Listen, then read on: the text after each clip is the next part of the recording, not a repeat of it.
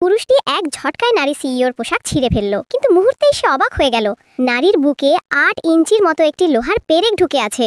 এজন্য নারী সিইও পুরো ভবন জুড়ে সব নামী চিকিৎসকদের দেখিয়েছেন, কিন্তু কেউই কোনো সমাধান দিতে পারেনি। অসহায় হয়ে তিনি শেষ পর্যন্ত এই পুরুষটির কাছে আসেন। পুরুষটি এক নজর দেখেই বলল, আমি এটা ঠিক করে দিতে পারবো। এরপর সে বিশেষ শক্তি ব্যবহার করে পেরেকটি বের করার প্রস্তুতি নিল।